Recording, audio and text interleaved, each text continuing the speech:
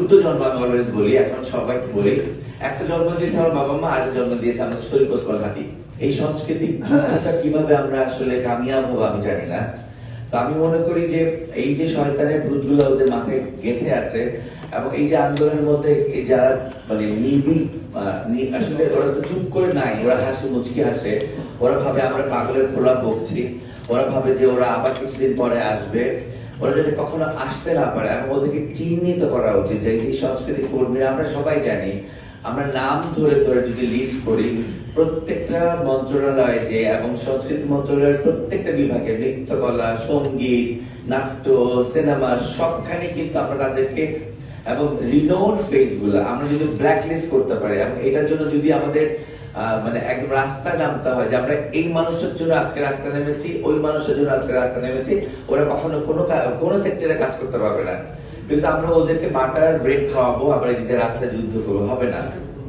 আমরা যতক্ষণ পর্যন্ত ওদেরকে শেষ না করতে পারবো, আমি সত্যি কথা বলতে আমার এখানে বক্তব্য দেওয়ার কোনো কোয়ালিটি বা যোগ্যতা আমার নাই। চাঁদের যেমন নিজস্ব কোনো শক্তি নেই সূর্য দ্বারা প্রভাবিত, আমি ব্যক্তিগত আসাদ আজকে শরীফ ওসমান দ্বারা প্রভাবিত। আমার এই কথাগুলো শিক্ষা এই 17 মাস ওনার সাথে থেকে আমি কথা বলতে শিখেছি। আমার কথা বলতে শিখেছে প্রথমত আমার মা বাবা, যখন মায়ের বুকে ছিলাম। আর আমার দুটো জন্ম আমি অলওয়েজ বলি, এখন সবাই বলি। একটা জন্ম দিয়েছে আমার বাবা মা, আর জন্ম দিয়েছে আমাদের শরীফ ওসমান হাদি। যে কারণে আমি এখন কথা বলতে শিখেছি, কথা বলতে হয়তো কিছুটা জানি। তো যে কারণে বলছে আমার নিজের কোনো আলো নেই, চন্দ্রের যেমন কিছু নিজস্ব কোনো আলো নেই, সে সূর্য দ্বারা প্রভাবিত।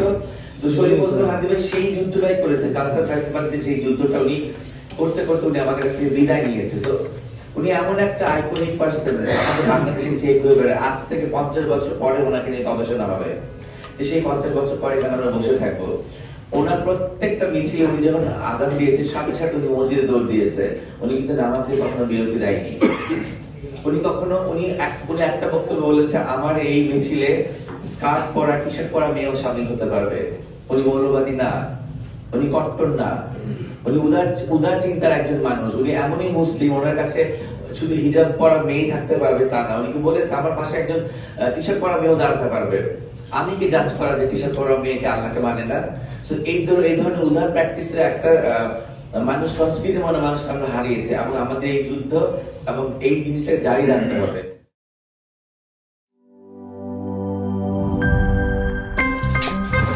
আমার একটা স্মার্ট সিদ্ধান্তে 25% গ্যাসের খরচ কমেছে। ভাবছেন কিভাবে? সাধারণ গ্যাস স্টোভ বদলে আমি এনেছি আরএফএল গ্যাস স্টোভ। এর সাইন্টিফিক নজল ও ব্রাস বার্নার ক্যাপ সমানভাবে তাপ ছড়িয়ে রান্না করে দ্রুত, তাই গ্যাসও বাঁচায় 25%, টাকাও বাঁচে 25%। আরএফএল গ্যাস স্টোভ নিরাপদ ও গ্যাস সাশ্রয়ী।